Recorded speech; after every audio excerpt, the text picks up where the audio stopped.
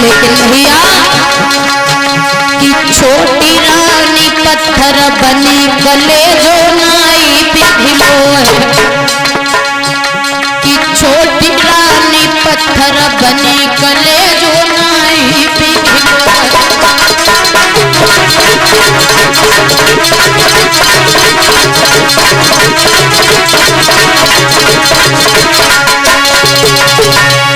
रोने लगी है, रोती रही, लेकिन उस निर्दयी सुरुचि को बिल्कुल भी दया नहीं आई। आज रानी उठ करके खड़ी हो गई। सुरुचि बोली सुनो, रो नहीं, एक बात बताएं तुम्हें। बोली बताओ। अगर तुम चाहती हो कि हम इन महलों में रहें तो तुम्हें काम करना होगा क्या?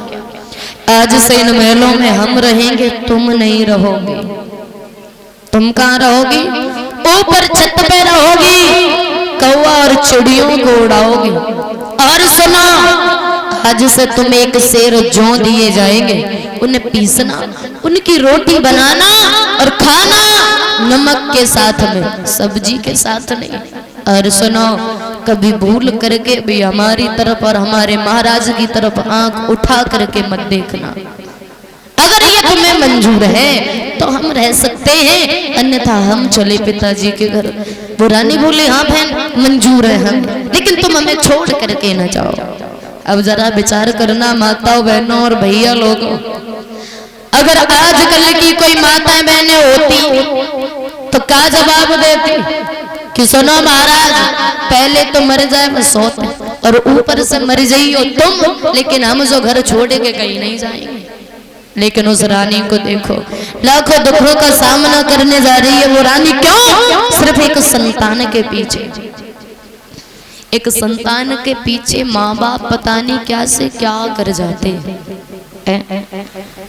एक माँ मौत से लड़कर के एक बच्चे को जन्म देती है, एक बच्चे के पीछे अपनी सुंदरता को त्याग देती है एक माँ, और वही बच्चा बड़े होकर के एक सुंदर बीवी के लिए अपनी माँ को भूल जाता है। बताओ। और जब छोटे से होते, अगर बच्चा बिस्तर पर सो रहा है, बिस्तर गीला कर देता है तो माँ उस गीले हुए बिस्तर में खुद सोती है, अपने बच्चे को सूखे में सुलाती है। और वही बच्चा बड़े होकर के अगर माँ को भूल जाए तो ये बात अच्छी नहीं होती, क्योंकि कहते हैं ना, चार चार बेटों को एक माँ पाल लेती है, लेकिन एक माँ उन चार बेटों से नहीं पाली जाती है, उसका भी बंटवारा हो जाता है कि 4 महीने बड़े वाले के घर रहेगी माँ, 4 महीने छोटे वाले के घर, 4 महीने बीच वाले के घर। अरे उनसे पूछो जिनके माँ नहीं है, माँ का दर्द क्या होता है। पिता नहीं होते हैं तो माँ अपने बच्चे को भीख मांग करके पाल लेती है, और अगर माँ नहीं होती है तो बच्चों का इस दुनिया में कोई नहीं होता है। और भैया, और फिर बच्चों का भी दोष नहीं होता है। अगर बच्चे बीवी की राह से चलते हैं तो माँ पिता के बुरे हो जाते हैं। माँ पिता कहते हैं, देखो उल्टे सीधे शब्द कहते हैं, जोरू का गुलाम है बीवी के साथ रहता है, कह देते हैं। परिवार वाले भी कहते, गांव वाले भी कहते हैं। अगर वही बच्चा माँ बाप का साथ देता है तो बीवी रूठ जाती है कि फिर शादी क्यों की थी, पीर चली जाती है। लोग तरह तरह की बातें करते हैं, इनके घर में तो झगड़ा होता रहता है, 2-3 दिन नहीं गुजरते हैं, सास बहू में लड़ाई होती है, बहू अपने पीर चली जाती है, इसमें भी बेइज्जती होती है। और वैसे सच कहा जाए भैया, अगर वही परिवार अगर मिलजुल करके रहे तो कभी लड़ाई नहीं होगी। आज उस रानी सुनीति को देखो, कहने लगी है बहन हम लाखों दुखों का सामना कर लेंगे, लेकिन आप इन महलों में चलो। धीरे धीरे समय बीतता चला गया। 6 महीने जब गुजर गए, एक दिन की बात, रानी लेटी हुई थी, नींद नहीं आई, चिंता में डूबी हुई थी। कब आएगा वो दिन, कब हमारे घर एक छोटा सा बच्चा आएगा जो ये लोग हमारा सम्मान से नाम लेंगे।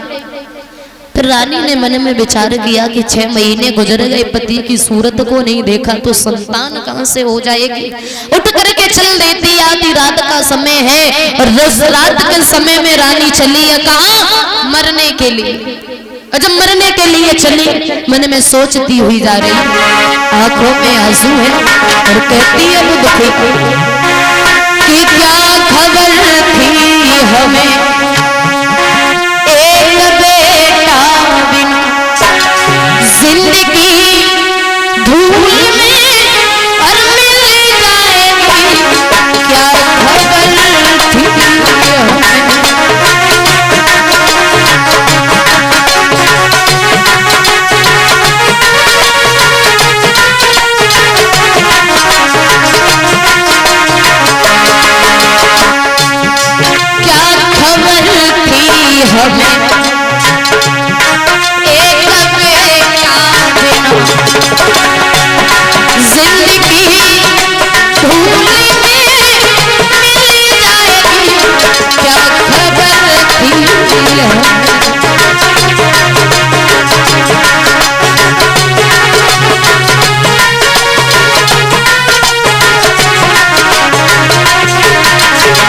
और भैया पहला दुख मेरी गोदी सुनी रही,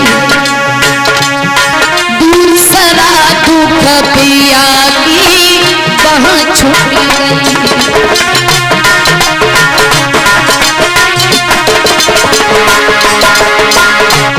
पहला दुख मेरी गोदी सुनी रही, दूसरा दुख पिया की वहाँ छूट गई, तीसरा दुख किस्मती कहाँ ले गई। इसी गम में मेरा दम निकल जाएगा, क्या खबर थी हमें एक बेटा बिना, जिंदगी धूल में मिल जाएगी, क्या खबर थी हमें।